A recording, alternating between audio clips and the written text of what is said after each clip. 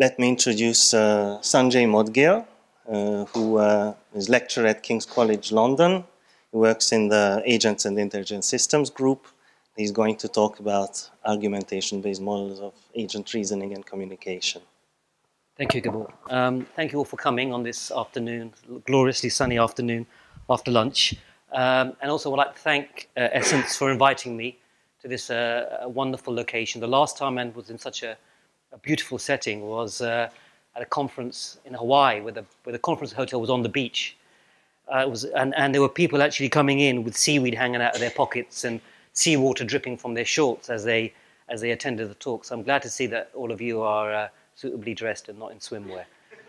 So what I'm going to do today is talk in the first half about the kind of logical foundations and logical basics of argumentation. So it's going to be a bit technical. It's going to assume a basic understanding of classical logic and logic programming. So I hope all of you, can I count on everyone being reasonably familiar with the basics of sort of propositional classical logic and logic programming? Okay, great. And then in the second half, I'm going to then talk about how these models, argumentation-based models of logical reasoning, can be applied to agent communication and dialogue. So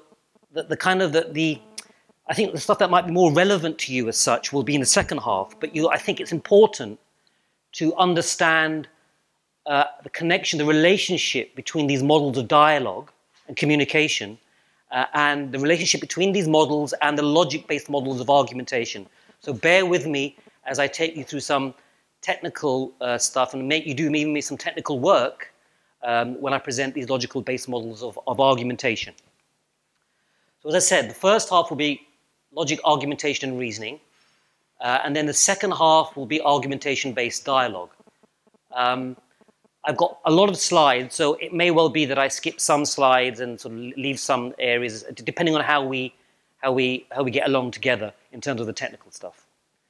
So first of all, as I said, I'm going to talk about logic, argumentation, and reasoning. And what I'm going to talk about essentially is what's called Dung's theory of argumentation. Now, Dung is a Vietnamese researcher who developed this abstract model, a graph theoretic model of reasoning. And the basic idea is that you take a set of well-formed formulae in some logic, and you construct the arguments from the logic, which are essentially proofs, and you relate these arguments according to whether one argument is a counter-argument to another. Essentially, whether one argument claims something that is a negation of a premise or a claim in another argument. So you can imagine an inconsistent set of knowledge. You can construct the arguments such that you can then relate them in this graph, and then you process the graph to work out the winning arguments. And when you work out the winning arguments, that tells you what formulae you should infer from the underlying logic base, inconsistent logic base, knowledge base, using rational principles of argument.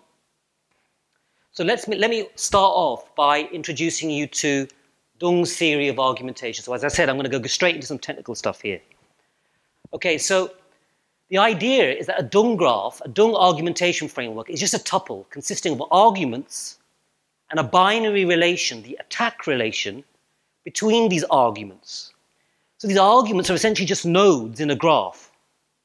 And you've got this binary relation between nodes indicating that one node, one argument, is a counter-argument, attacks another argument.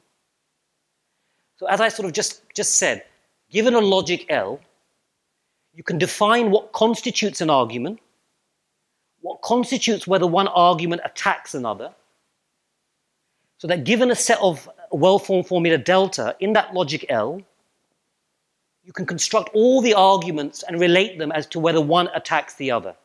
So let me give you a kind of intuitive example. So here's a logic program. We have the rules. Q if P, not S. In other words, S is not provable. Okay? S if not G, G if M, and we have the facts P and M. So given a set of formula in this logic, so given this logic, a set of formula delta in a logic program, logic programming, L being logic programming, you first of all define, can you all see the bottom of the slide there? More or less, yeah? So you define what constitutes an argument. So say, okay, we have an argument which claims Q, given the rule Q if P not S and P. So I've got P, I cannot prove S, therefore I have an argument X for Q. I also have an argument that says S if not G. G is not provable, therefore S. So we have an argument Y. I also have an argument G if M, and I've got the fact M. Okay, so what are these arguments? They're essentially proofs, okay, of claims. Arguments are proofs of claims. So remember the general recipe. Given a set of well-formed formulae in a logic, define what constitutes an argument, and define whether one argument attacks another.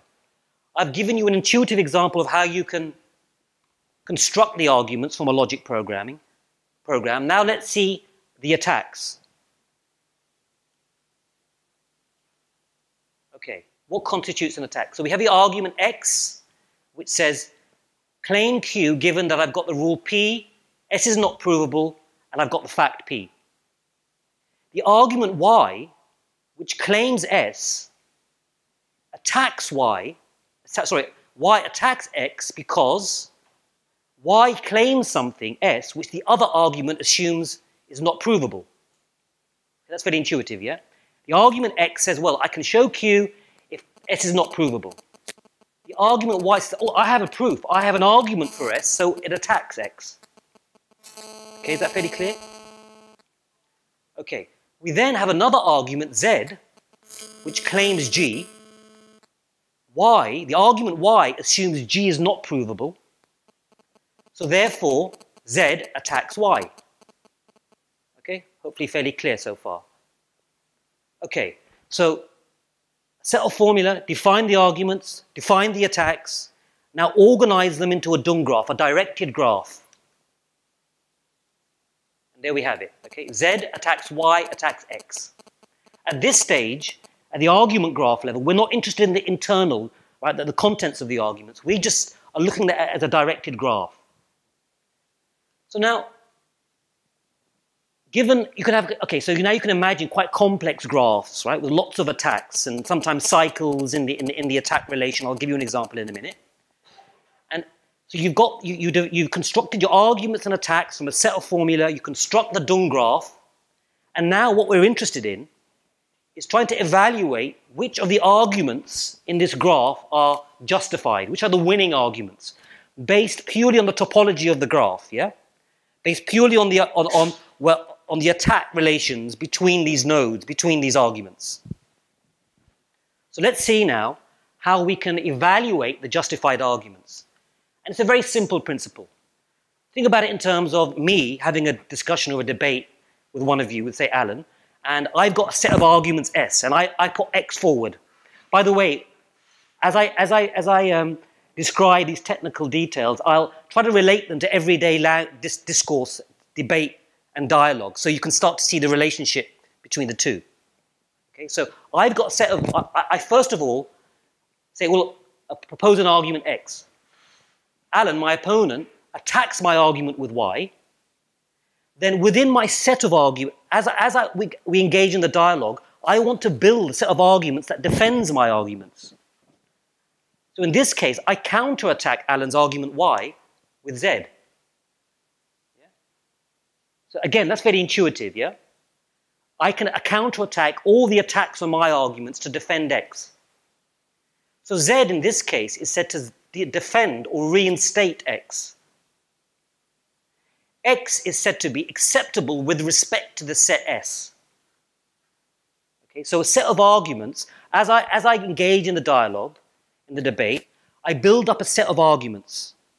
And what I want is that every argument that I include in my set S is defended against all attacks by arguments in my set S. Okay, so I hope you get this sort of basic principle of defense or reinstatement.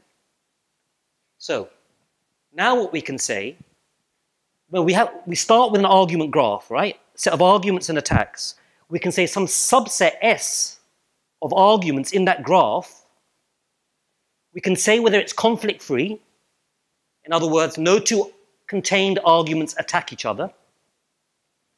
So clearly S is conflict free because neither X attacks Z or Z attacks X. Clearly it would make no sense if I'm engaged in debate or discussion and I'm using arguments to defend my arguments. It would clearly be irrational if some of my own arguments attacked each other. Okay? I want to make sure that all the arguments I use to defend myself against counter arguments, I want to ensure, of course, that none of them conflict or attack each other. So set S is conflict free, and if all arguments in this set S are acceptable, in other words, defended against attacks, then we call this set S admissible. It's what's called an admissible extension.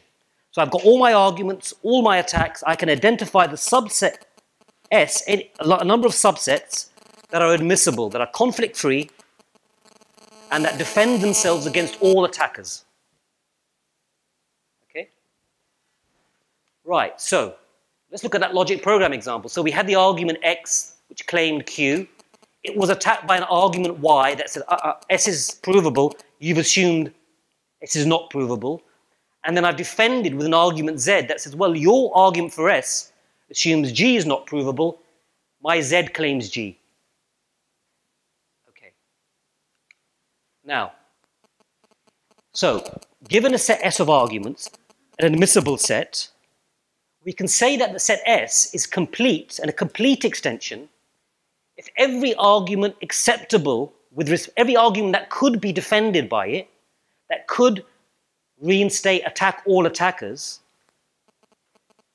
is complete if every argument that is acceptable with respect to that set S is in it.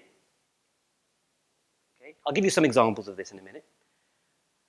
Okay, these are the Dung, what's called the famous Dung semantics. A set S is the grounded extension if it's the smallest, as in under set inclusion, complete extension, and is called the preferred extension if it is the maximal under set inclusion complete extension.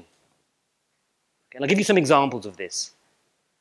But basically, a complete extension says, well, I've got a set S. If there are some arguments in the framework that are not in my set S, but if I included them in my S, I could always defend against counterattackers, then it's complete only if it's in my set S.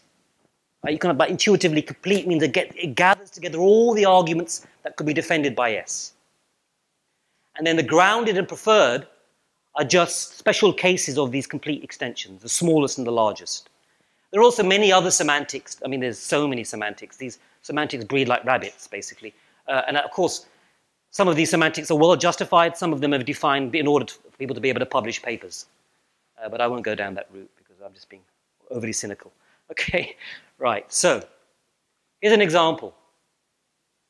If you look at this simple, this is a bit like a logic program example. A attacks C attacks D. Is the empty set admissible? In other words, is it the case that every argument in this set is acceptable with respect to that set? The answer is yes, because trivially there are no arguments in it. Okay, what about, is the empty set complete? Remember, a complete extension is one such that any argument acceptable with respect to it is in it. So if you look at the framework, this is the argumentation framework, is A acceptable with respect to the empty set? Trivially, because there's no argument that attacks A. So it's acceptable with respect to the empty set, so I can include A in. Okay, so the empty set is not complete. Is A admissible? Yes, trivially no argument attacks it, so it's acceptable. Is A complete? No.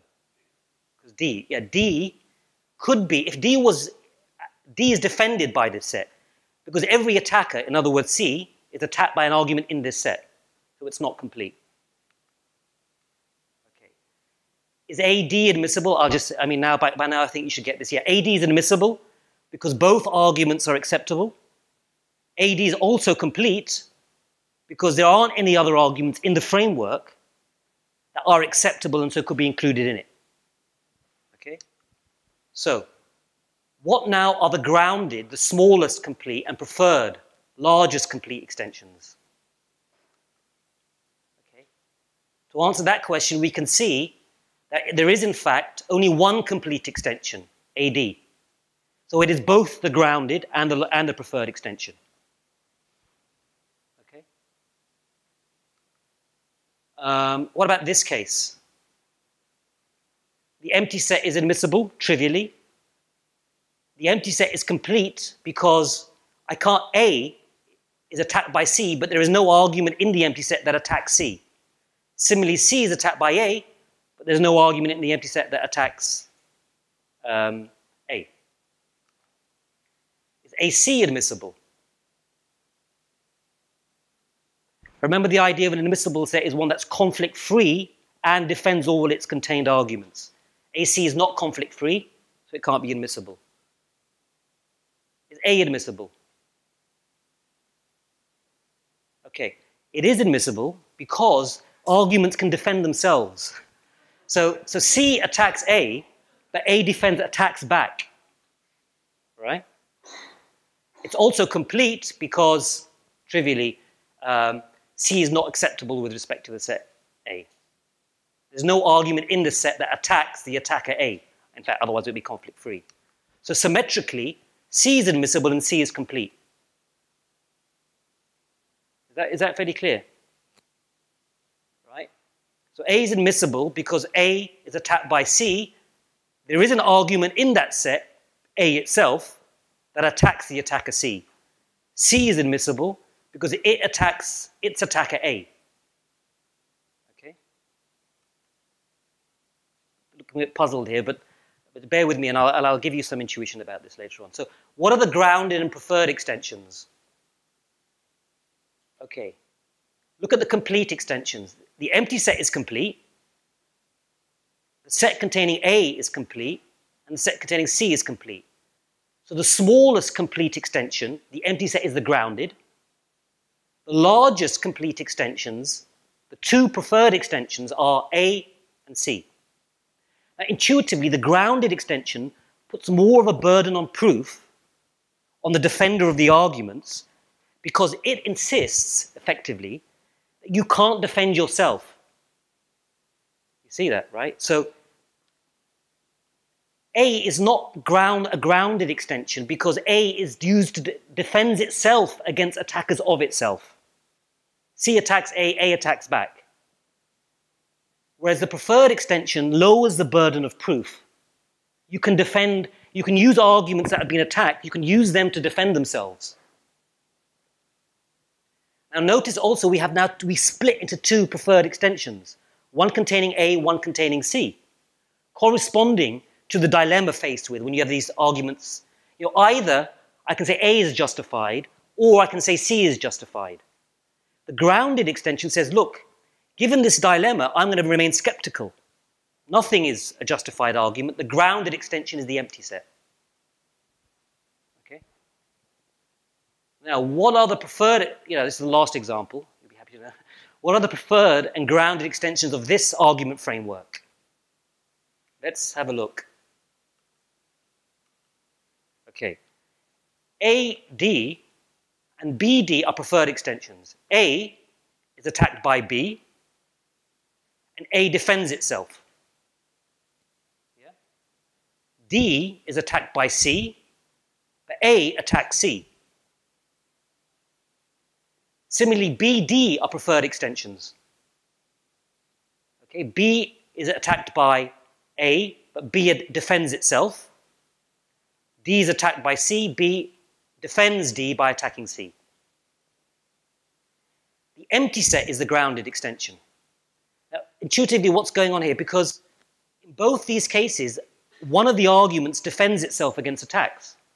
And remember, the grounded semantics places a higher burden of proof, and we does not allow for this. So the empty set is the grounded extension. Okay? All right. So I'll skip this slide. There are many properties of extensions that have been studied, but I won't bother. But these are just some examples. By the way, I'll be putting these slides online.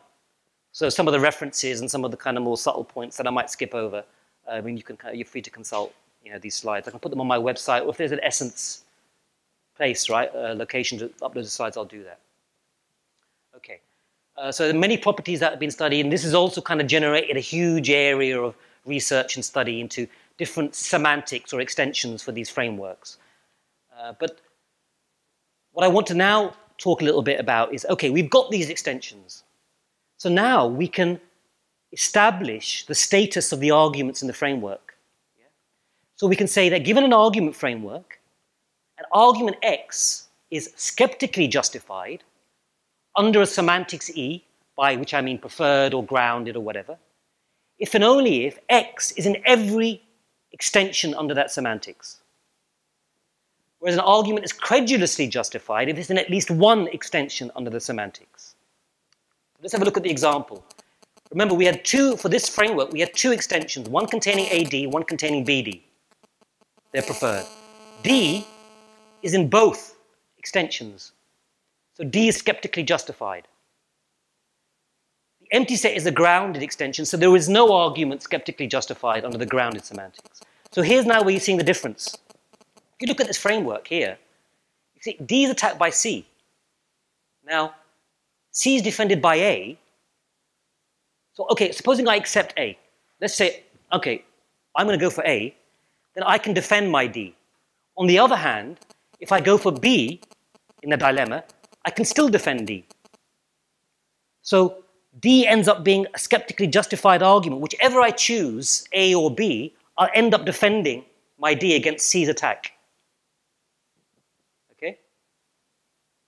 I've got a choice between A and B. If I choose A, I defend D. If I choose B, I defend D. Whereas in the grounded semantics, because the grounded semantics doesn't allow these kinds of dilemmas where arguments attack each other, the grounded semantics inherently is more skeptical. It says, okay, I'm going to suspend judgment. All right? I'm not going to allow D to be a justified argument.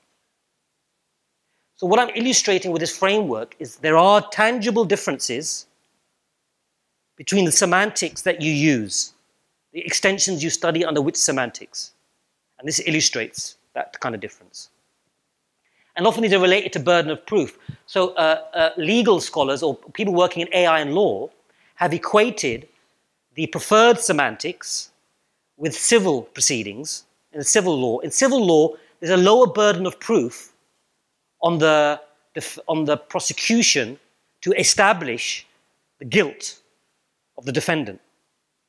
Whereas in a criminal court, there's a higher burden of proof on the prosecution to establish the guilt of defendant. And this equates, if you like, kind of loosely with the distinction, right, between the preferred and the grounded semantics. Okay? Do you remember many years ago, I'm sure, Alan, you remember this. That's bad. Because I remember it as well. Which was the O.J. Simpson case. You know, he was a famous baseball player. Was it baseball or basketball? Baseball, American football. Huh? American football. He was American football. And he was found innocent of murdering his wife in the criminal court. But then the family of his girlfriend or wife took him, prosecuted him in the civil court, and he was found guilty. All right. So anyway, that's just a kind of slight digression. Okay. So now the idea then is that you take, as I said, you take this argument framework defined by a set of formula in a logic, and then you define an inference relation. You say alpha can be inferred from delta under some semantics of the argumentation framework if and only if alpha is a claim of a skeptically justified argument. So you remember, I start with my set delta, or formulae. I construct the argument framework, attacks and arguments. I work out the skeptically justified arguments. And then the claims of those skeptically justified arguments can be established as being inferences from the underlying theory via the argumentation formalism, yeah?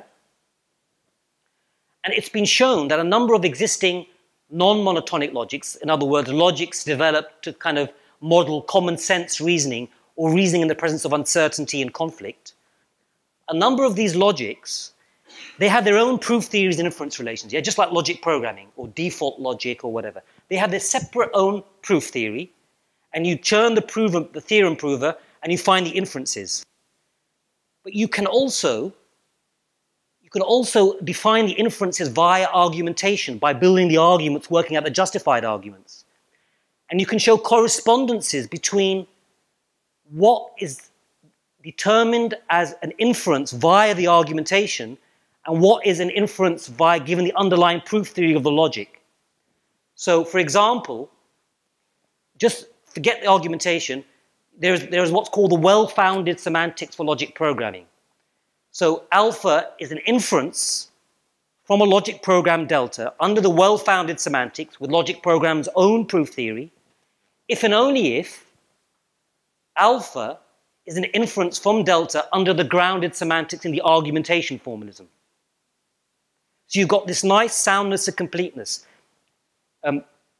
You can for many logics, you can simply define the inferences you would get just from the logic with its own proof theory. Equivalently, you can define those inferences by constructing the arguments and attacks, evaluating the justified arguments and saying, oh, these claims should be the inferences from the underlying theory. Okay, is that sort of intuitively fairly clear, I hope? So here, in the logic program example, we have from the logic program, we get the inferences Q and G, which happens to be the claim of X, and G is the claim of Z, and X and Z are in the grounded extension of the argument framework built from that logic program. So we have delta infers Q and G under the argumentation semantics, grounded, if and only if Q and G are inferences from the logic programming using logic program's own proof theories. Yeah? Okay.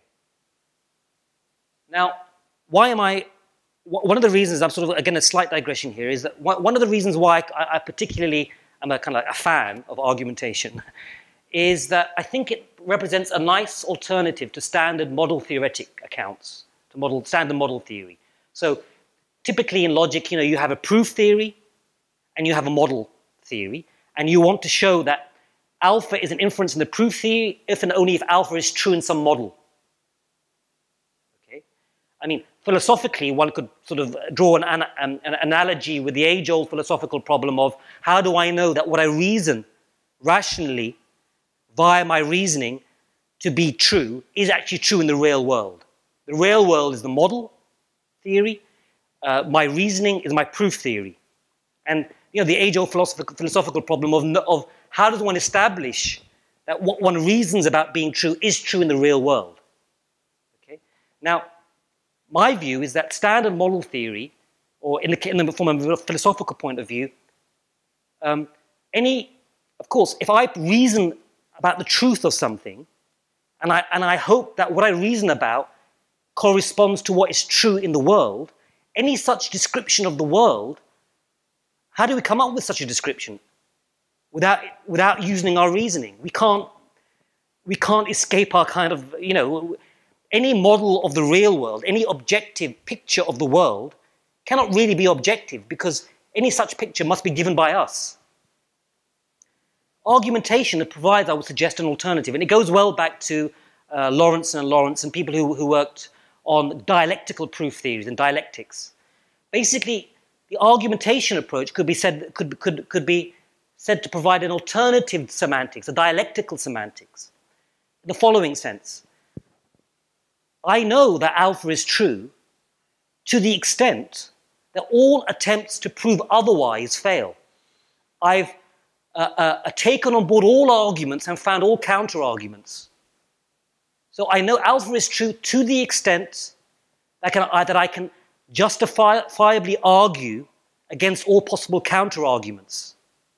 Okay, so in a way, this is how theories of scientific knowledge evolve.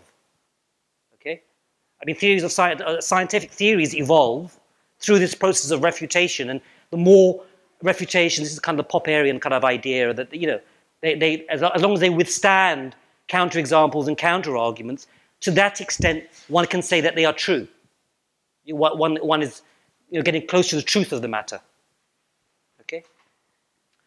Right, so that's just sort of slight digression, and it helps explains why the kind of what I think of as the philosophical and logical importance of argumentation. Okay, now I'm now going to talk a little about. I want to give you another example. I know it's a bit more, there's more technical stuff, but I think it will be worth it as we go forward. It'll try to reinforce some of the ideas that I've just been describing. So far, we've talked about existing non-monotonic logics. These are logics that are used to model uncertain reasoning, like logic programming, default logic. But you could also take a monotonic logic, in other words, something like classical logic, which doesn't have any features in the logic to arbitrate. So logic programming, there's an asymmetry, right? Because not P is not the same as negation P. Not P is true if I can't prove P. So that can be overridden by a proof of P. Whereas if in classical logic you have negation P and you have P, well, the conflict is symmetric. It's not like one P wins out over negation P. Yeah? So what we can do is actually for argumentation, we can actually say, okay, what if I take a theory in classical logic that's possibly inconsistent? Okay? And by the way, I know some of you work on ontologies. Okay?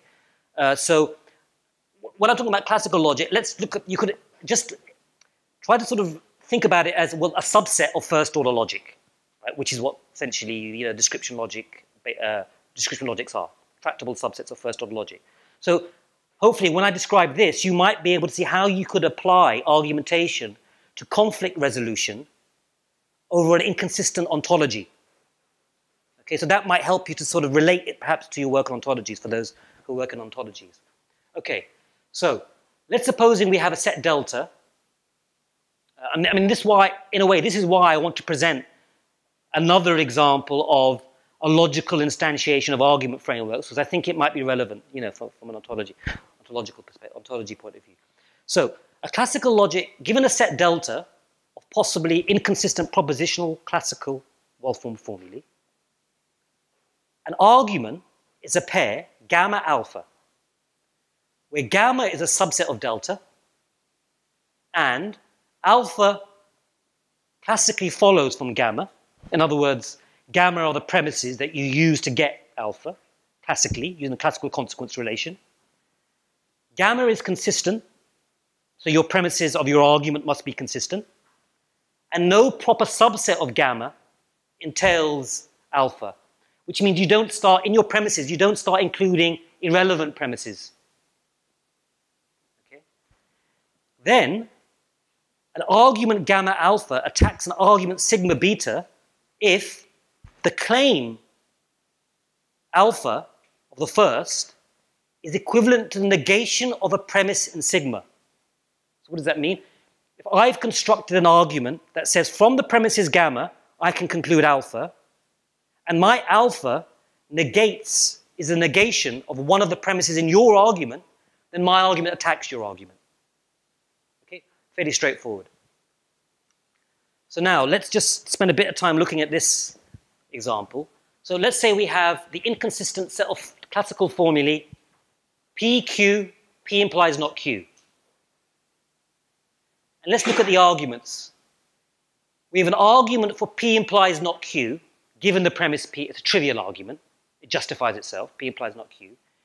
Also, from PQ, we can construct a proof of P and Q, which contradicts P implies not Q.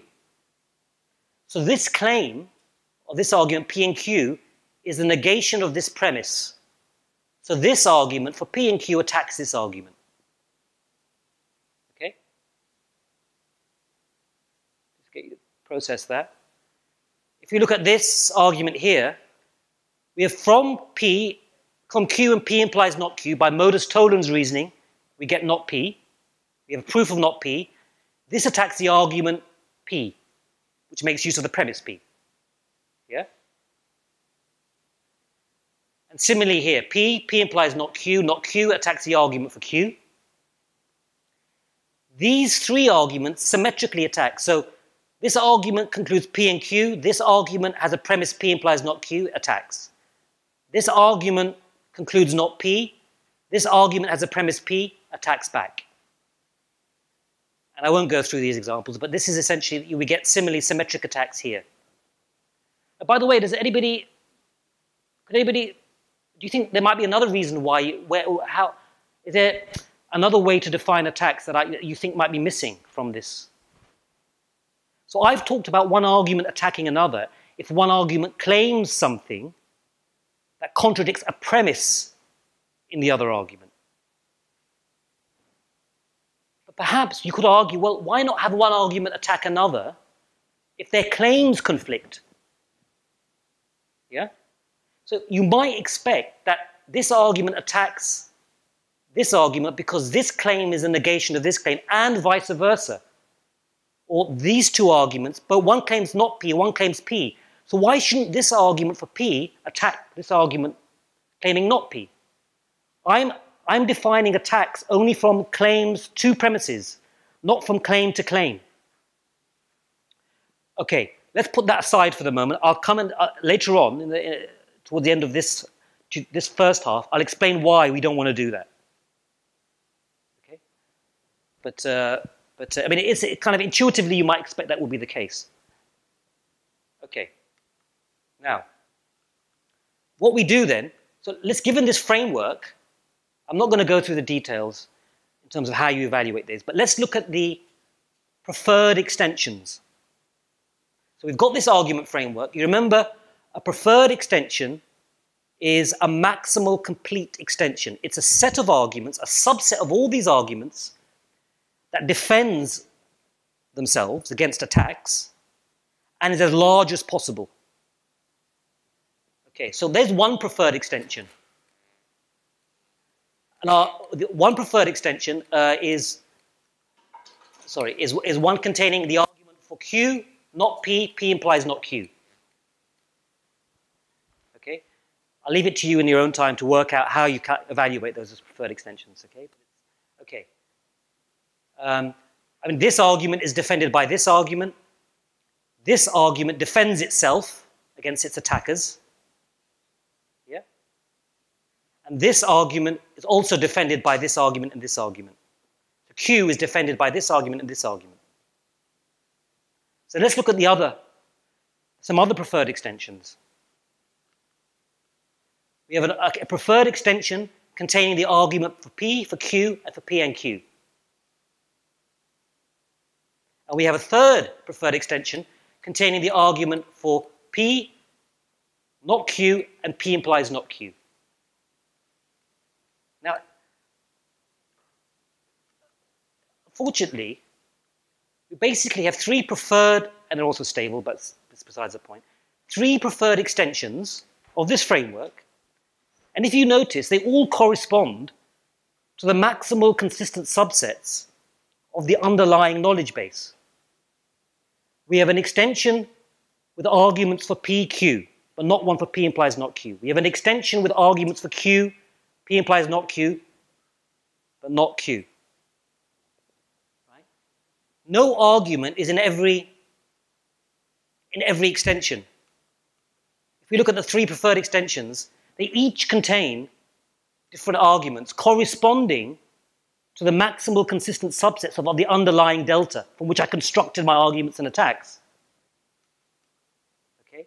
So no argument, and so, okay, what's going on? Intuitively, think about this. I mean, classical logic doesn't have any inbuilt mechanism for resolving conflict, does it? Not like logic programming. Remember when I said in logic programming you've got negation as failure, there's an asymmetry. If you've got not P, and I can prove P, that counteracts, that wipes out the not P.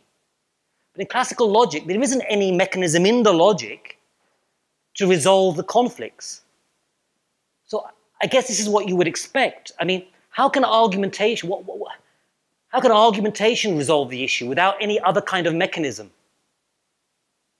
Argumentation just helps you to, I mean, it doesn't really do much for classical logic. It just says, okay, you could throw a argumentation and say, okay, I've got a set of formulae, let me work out the maximal consistent subsets straight away. And forget all this process of working out the arguments and then working out the extensions. Okay. What, of course, is needed is some, yeah, so here's the point. So argumentation framework for inference relation does not arbitrate between the conflicting conclusions. So what is needed is some extra logical mechanism like preferences. Okay. So the idea is that you can, so what do I mean by preferences? What you do is you take a preference relation over arguments that essentially discriminates arguments according to whether one is stronger than another. So imagine I come up with an argument for the fact that, this is wishful thinking, it's going to be gloriously hot tomorrow in London when I return, right? And this argument is supported by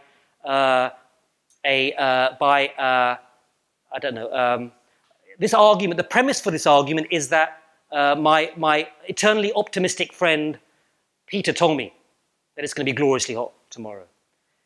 But then I have a counter argument that says it's going to be about 14 degrees and miserable and cold. And this argument is supported by the BBC weather site, the BBC weather. Now, clearly, the counter argument resting on the premise that it was the BBC that made this claim is a stronger argument.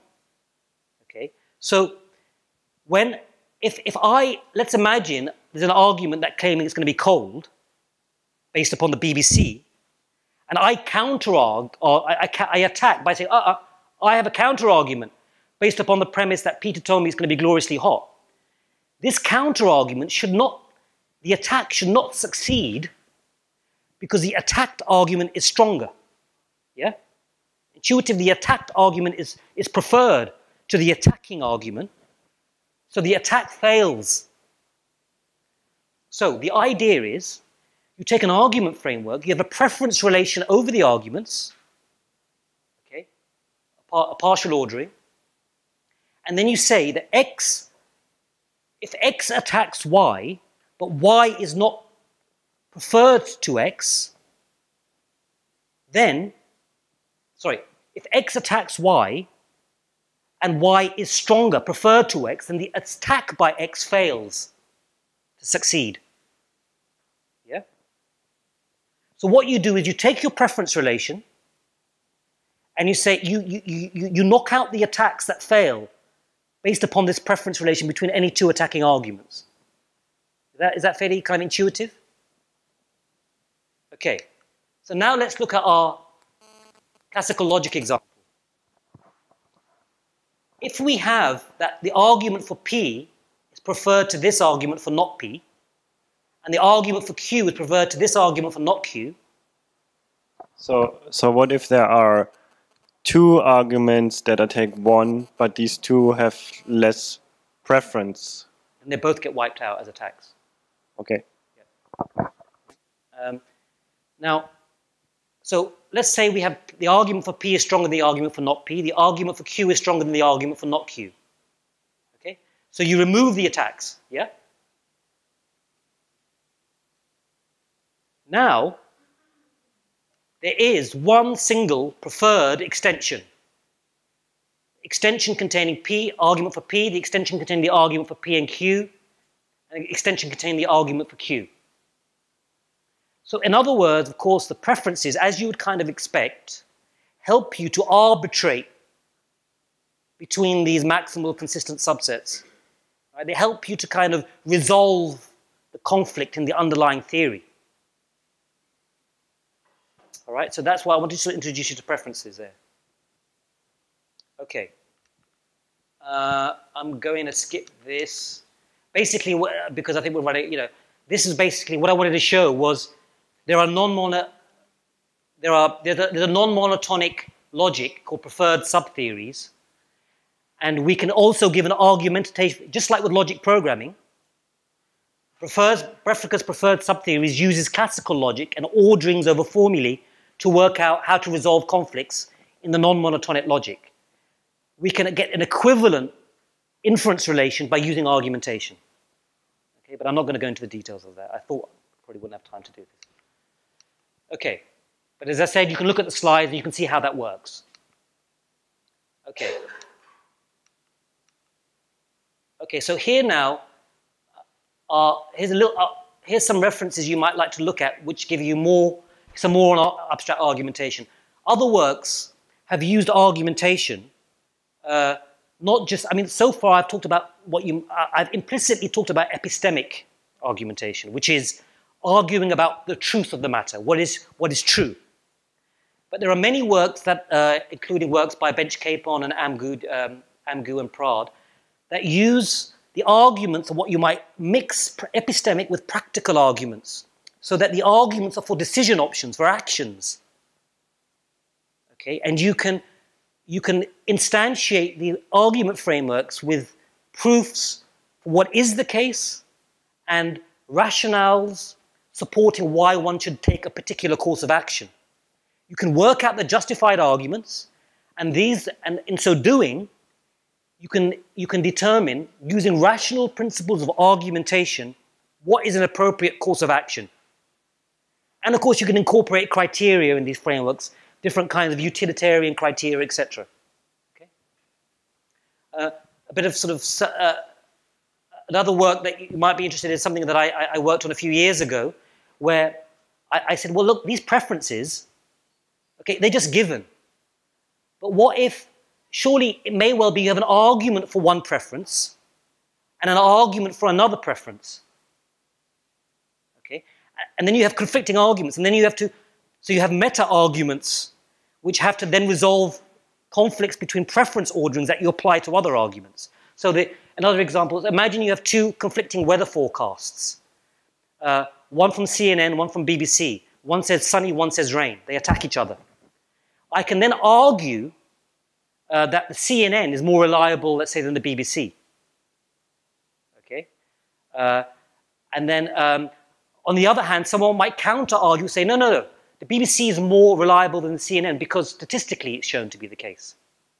And then you can argue about the criteria you use to judge which preferences should take precedence. Okay, so what those frameworks do is they basically, arguments not only attack other arguments, but they attack attacks. Remember, a preference decides whether one argument should attack another. Yeah? If an argument attacks the attack, the argument is essentially saying, that argument is preferred to that argument, so I'm attacking the attack, I'm removing the attack. So you can basically have a graph now, but where you get links from nodes to other relations as well. And then you can process them using a different kind of, to work out the justified arguments. Okay. So what I'll do is now just finish off, and this is going to lead into the next session with, a little bit about what is the added value of argumentation, right? I mean, who cares? I mean, so far, what have I talked about? I tried to give you the following picture, right? I've tried to explain how from a theory delta, I can infer alpha in some logic program or whatever, or logic, or this preferred non-monotonic logic, if and only if alpha is a claim of a justified argument of the framework. I've got these correspondence results. Right? Now, who cares?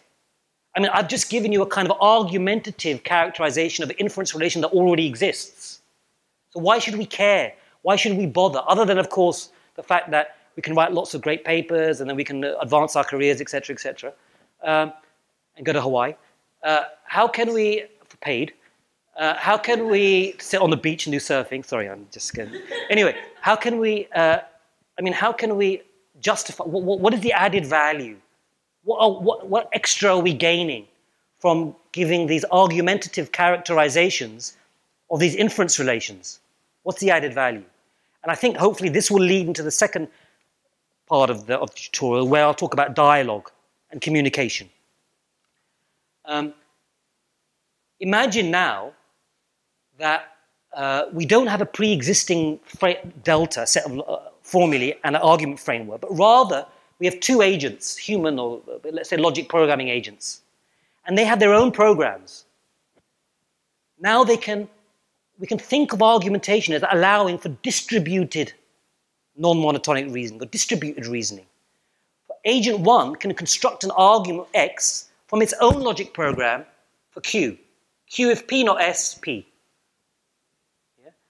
So now the knowledge is distributed among agents. And argumentation modularizes the reasoning in a kind of fairly intuitive way. Agent 2 says, look, I've got an argument that proves S. Why? So now my argument's winning, your argument's losing. Then agent 1 says, but I've got an argument for Z, which claims G, and proves something you assume is not provable. So the modularization, by characterizing the reasoning as the interplay of proofs of arguments, you can see how one could then generalize this to distributed reasoning among agents. Okay, that's Now, interesting enough, this is what I'll talk about in a second. Second part of the tutorial. You see, what you can do is for the semantics, you can give argument game proof theories. So you can play game. You can, given a framework, you can play a game where you have a proponent and an opponent, and each tries to counter-argue the other. And depending on who wins, you can say whether one argument is justified. Okay? And these argument game proof theories, where a proponent and opponent exchange arguments, can be generalized to much more, can be generalized to dialogical setting, dialogues, more general dialogues for persuasion, deliberation over which action to choose, negotiation of allocation of resources. And essentially the idea is that agents can have a broader range of locutions, not just that they can argue. I have an argument, you have a counter-argument, I have a counter-argument. But rather, I claim such and such, okay, I'll retract it, but I claim this, but okay, I concede that, but then I retract, etc. And these locutions, these locutions that are exchanged in dialogues implicitly define an argument graph, which you can then evaluate to work out the outcome of the dialogue. Now, we'll see how that works in the second part of the tutorial. But essentially, the take-home message is you can have argument game proof theories, which I'll talk about in the next part, and you can generalize them to dialogues. In other words, fulfilling the added value proposition, which is what we have here is a basis for distributed reasoning, where that reasoning might be arguing about what is the case, or deciding what to do, or negotiation. But there's also another, I think, important value proposition. This is also, I think, related to people working on ontologies and for human-computer interaction, where we want humans involved in the loop, if you like. We want humans to engage with the reasoning, with the computers, and vice versa. I would argue that many of these proof theories for non-monotonic logics are actually quite complex. But the argumentative characterization of the proof theory, what I've described in terms of the argumentation, makes use of a very simple principle, that idea of reinstatement. A principle that a 5-year-old could get. If a 5-year-old says, I want to watch Champions League football, mum says, no, you can't because it's school tomorrow. Reinstate, defend. 5-year-old says, yes, but we've got special, we've been given special privilege so we can turn up late or something. Imagine the ideal world, right, for 5-year-olds. Okay? It's a very simple principle, this idea of defense, yeah, of reinstatement. And that is the basis, that principle is the basis of the evaluation of the justified arguments. It's a principle familiar to everyday human reasoning and debate. So I would suggest, and I think members of the community would also agree perhaps, is that by characterizing complex computational reasoning in the form of debate and argumentation allows one to bridge between computational and human models of reasoning, so that the computational models can guide the human reasoning, and that human reasoning can inform computational reasoning. Okay? And in fact, further evidence or support for this is some recent work by some philosophers in sciences. Have you heard of Dan Sperber here, who worked on relevance theory? Okay, so Mercier and Sperber have developed a whole new idea called the argumentative theory of reasoning. And their basic idea is that human beings, you know this idea of system 1, system 2 reasoning. So system 1 is intuition, system 2 is kind of explicit logical reasoning. They suggest that it wasn't the case that we as humans evolved the capacity to reason logically, and then we made use of that capacity to argue and debate with others, but rather the other way around. That we first evolved a capacity to be epistemically vigilant, to assess the claims of others, to debate is too strong a word, but to kind of be suspicious about others' claims, to kind of look for holes in other people's claims or arguments. And we internalized that and developed a capacity to reason logically. And the evidence that they put forward is that many fallacies of logical reasoning, for example, people regularly fail the modus tollens test, contrapositive reasoning. They don't do well. But when you start to present these reasoning tasks as dialectical, okay, when you start to present these reasoning tasks in a kind of argumentative context, these fallacies disappear. Or at least the fallacies are explained by the fact that people are looking to counter-argue. They're looking to be suspicious about other arguments. Okay. So this suggests that if we want to kind of rationally guide if we want to provide normative underpinnings for human reasoning, rationally guide them, then argumentation is a good candidate. If we evolve the capacity to argue as a precursor to evolving sort of system, what they call system 2 logical reasoning. Okay, so we've got about half an hour, right? Is that right? Finish at 3. Okay. So any questions so far? Maybe have a couple of minutes break about what I've presented so far. So I should have said at the beginning you could interrupt me during the course of, but yeah. Either. In the preferences, do you distinguish between an attack on the conclusion or an attack on the premise? Yeah, I'll actually come to that in a minute. Okay.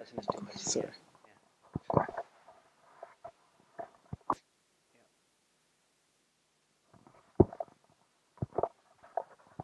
Yeah. But in order to do that, I mean, I suppose you want in the future develop algorithms on top of these. So this is effectively an extension of first order logic, right? In the sense that, computationally speaking, this would be very hard to, computationally, like to process, right? The graphs and. Yeah, that's a computationally difficult problem, and there are many works on finding special cases which are computationally more tractable. Many graph theory. There's a whole work in graph theory, processing graph theory, and they're importing results from graph theory to try to make this as tractable as possible. That's true. I mean, the grounded extension is fairly easy computationally. Computing a preferred extension is not too difficult. But finding the arguments in all preferred extensions is bloody hard. Yeah. Okay. So there again there's volumes of work on addressing these issues.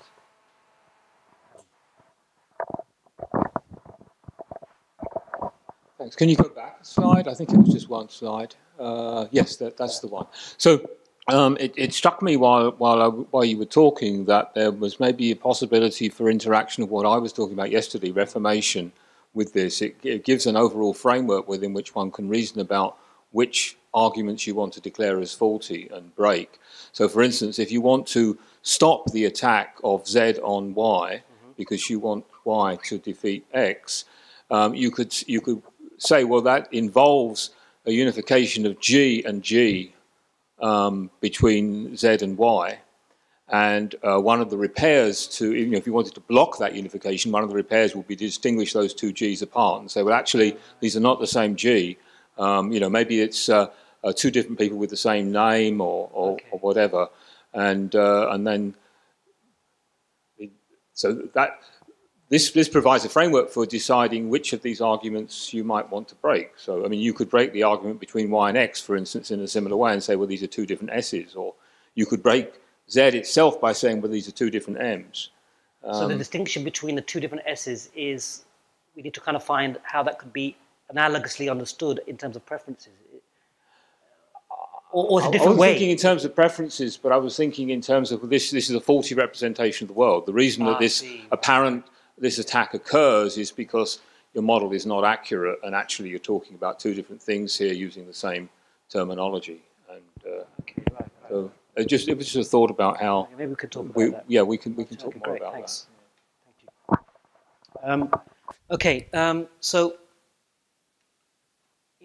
just in those last 10-15 minutes before we have coffee, I want to talk about another important area, which as I said, these kind of, you can think of these argumentative abstractions as providing a bridge for the reasons I've given between computational and human reasoning, such that perhaps computational reasoning can inform human reasoning in a kind of normative, rational way. And there are many people working on applications where human reasoners submit arguments, and these are grounded in some computational model, and using this theory, they give dialectical feedback about how to rationally progress and proceed in the discussion or the debate. There's a whole area of work on this, okay? But if you want these computational reasonings to be normative, to be rational, then what I'm going to do now, we need to look at some certain rationality postulates or criteria that any argumentation formalism should satisfy, okay? And this will probably, this will hopefully won't take too long, because I can imagine that I've already gone through a lot of technical stuff at the moment, so hopefully I'll keep your attention for another 10-15 minutes. Okay, so what are these rationality postulates? Right, well, essentially, and let's just hear some examples, given a framework, argument framework, with attacks and maybe a preference relation, what properties would we want of the complete extensions of these frameworks? Okay. We would want that the claims of the arguments in a complete extension are mutually consistent. Otherwise, what's the point? You can't end up with a winning set of arguments which actually end up conflicting. And there's some other postulates, but I won't bother you, because I mean that's it's a sub-argument closure. If you accept an argument as winning, all its sub-arguments must be winning. Also, deductive closure. If I have arguments that claim alpha 1 to alpha n, and alpha 1 to alpha n deductively entail gamma, then I should have an argument, winning argument for gamma. Okay? But the main one to focus on is this one. Now, it's not obvious that there are many, many different ways of doing these, instantiating these logical frameworks. Many people come up with their logics, and and it's not clear. It wasn't until that relatively recent clear that these postulates were satisfied. So in the last few years, from 2007 on, work by myself and others have tried to identify conditions under which your instantiation of a framework, by which I mean the way you construct arguments, the way you define attacks, and the kinds of preference relations you use, what conditions, what constraints do these choices have to, under what constraints do these choices have to be made to ensure, for example, that all the conclusions of justified arguments in a complete extension are consistent? Okay? And in particular, there's what's called the aspect plus framework, which basically, as well as having strict inference rules, like all penguins are birds, right? Sorry. If something is a penguin, then necessarily it must be a bird. Also have defeasible inference rules, like, well, usually birds fly. This is the defeasible implication side, or defeasible inference. Okay? So one could have an argument that Tweety, you must have, many of you must have heard of the Tweety, right? Oh, I'm sick of it. Well, anyway, I'm sick of it. But right, yeah. Okay, so we're talking about our feathered friend Tweety, and we have an argument that he flies, or she flies, which is based upon the defeasible rule that usually birds fly. And we have a conflicting argument that penguins usually do not fly, given that Tweety's a penguin as well. Okay? So that's just wanted to just flag up that this framework here looks at conditions, constraints, that need to be satisfied by a range of different logics to ensure that these rationality postulates hold, but also it allows for we're also allowing for logics for defeasible inference rules, like default logic is an example. Okay, so if we look now, let's look now at remember that classical logic framework? Now, remember I said that we only have attacks from the claim to a premise. Yeah? We don't have attacks based upon conflicting claims. We don't, in other words, so here we have from P, Q, we strictly infer, we deductively infer P and Q. Now it turns out that if you allow attacks on the conclusions of defeasible inferences, so in other words, if I have an argument whose claim is obtained by defeasible inference, like usually birds fly, then I can have attacks on the claims of arguments, claim to claim. But I can't have attacks on the conclusions of claims that are arrived at by strict inference rules, deductively. Now, the rationale, we could have a debate about it. The rationale is that if I know alpha 1 to alpha n hold, and deductively it follows that gamma, then I should look, the problem is not with the gamma, the problem is with one of the premises, because gamma necessarily holds if alpha 1 to alpha n. So you should locate your counter-argument at the premise. Okay, I actually will come, there's a whole debate here, but that's quite controversial. Now, what happens if, so in this example, I don't want that this argument for P implies not Q, the claim, attack back on this P and Q, because P and Q is derived by strict inference rule, deductively, in classical logic, right? So I can't have this attack back. I can't have these conclusions attacking each other. But what if I did allow them? Then, supposing I allowed attacks between conclusions of strict inference rules, then I would get this preferred extension. One containing an argument for P implies not Q, one containing an argument for P, one containing an argument for Q. Now, the conclusions of these arguments are mutually inconsistent. P, Q, but P implies not Q. So the consistency postulate is not satisfied. Okay, so what I'm trying to do, just give you a couple of examples illustrating why it's important that you carefully choose how you define your arguments and attacks from a logic. Don't just do it in an arbitrary way. It's a mistake that a number of people make and have made in the past. But you need to be careful, and there are guidelines as to how how you make the right kinds of choices. I could have chosen to define attacks between the conclusions, right, the claims of these arguments, but you don't, because you end up violating consistency. Similarly, things can go wrong with preferences, and this is the last part of today's talk, right? So, things can go wrong with preferences. So supposing the argument for P is stronger than, remember, the argument for P is stronger than the argument for not P. The argument for Q is stronger than this argument, and the argument for P implies not Q is stronger than this. So what happens? This attack, this attack, this attack all fail. Yeah? I remove them. Now, I have a preferred extension. Trivially, these arguments are not attacked. I have a preferred extension containing arguments with inconsistent conclusions. Okay, but, there is a but here. If your preference relation is reasonable, then it's not possible to define these preferences because you would end up in a cycle. I'll show you why. Supposing I have that this argument P is stronger than this argument. That means that this premise P is stronger than Q or this premise. I have an argument for Q that's stronger than this argument.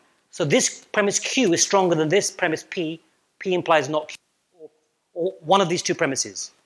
Given that, it cannot be the case that the argument for P implies not Q is stronger than this argument for P and Q, because otherwise it would end in a cycle. And would end in a cycle in the ordering on the premises.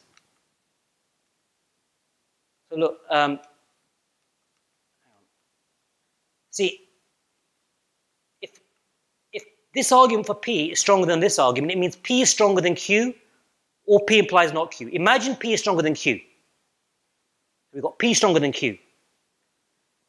Now imagine Q now can't be stronger than the P, contradiction, cycle. So that Q must be stronger than P implies not Q. So far I've built an ordering, P, then Q, then P implies not Q at the bottom. Now, if I try to make this argument for P implies not Q stronger than this argument, it means P implies not Q must be stronger than either P or Q. But given these preferences, I've already come up with P, premise, top premise, then Q, next premise, then P implies not Q. So to get this preference, I would have to have a cycle in the ordering. From P implies not Q, go over P or Q. In other words, whichever way, however you try to justify these preferences based upon the premise ordering, P is stronger than this one, or P is stronger than that, Q is stronger than that, you can't get this preference. This cannot be preferred to that, because you would end up with a cycle in the ordering on the premises. Okay?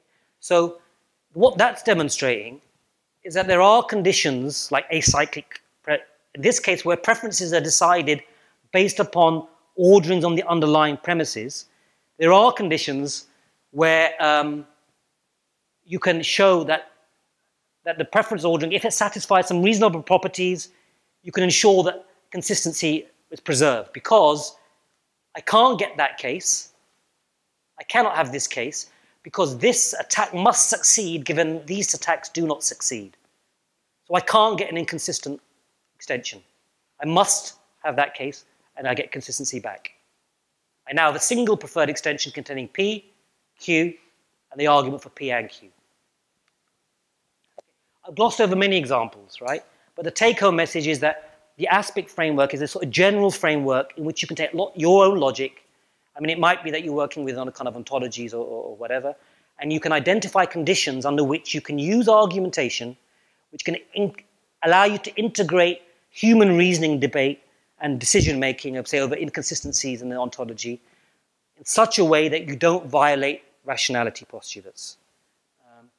I know that people have also, another thing, I know that some people are working on crowdsourcing here. There is also work on crowdsourcing arguments. Okay, so you could imagine large data sets with conflicts in them. Okay, I would suggest that argumentation would be a good way, okay, to engage the crowds, to integrate crowd, to get people, the public, submit arguments and discuss and debate and resolve conflicts, because I've tried to argue here in the course of this first half that argumentation is a kind of abstract formalism that lends itself to integration of computational and human reasoning, and that is it's a good formalism for normatively guiding rational reasoning. Okay, so there's another example where where people are working on crowdsourcing. You could think about how would we crowdsource arguments to kind of help resolve conflicts in large data sets. That's another possibility. Okay, so that's more or less a summary of what I've said, just described. And then I said in the next part, we'll look more at communication and dialogue. Yeah? And what I've done, I really tried to provide you the kind of conceptual and technical foundations for you to then really, I think, hopefully get a good understanding of how argumentation can facilitate debate and dialogue. Thanks.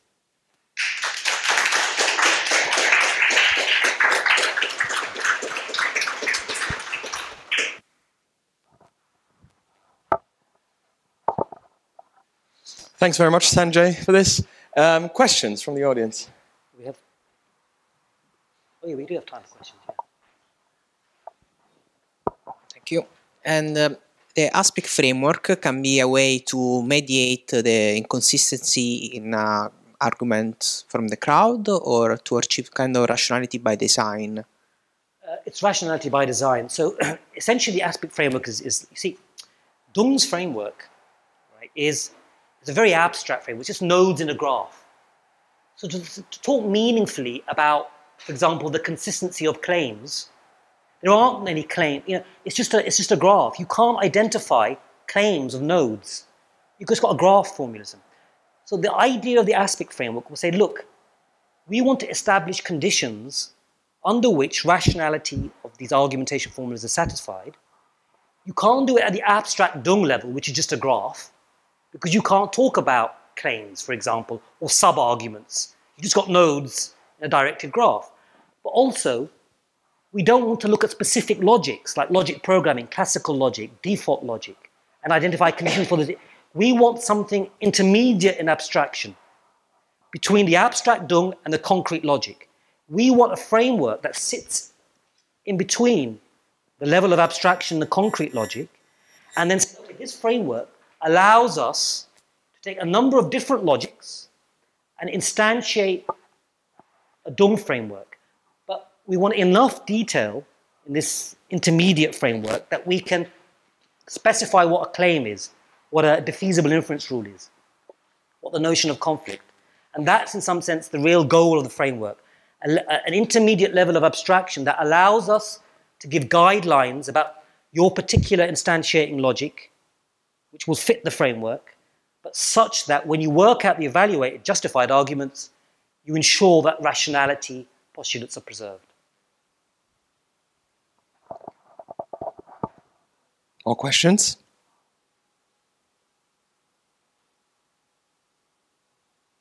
Okay, then let's thank the speaker again.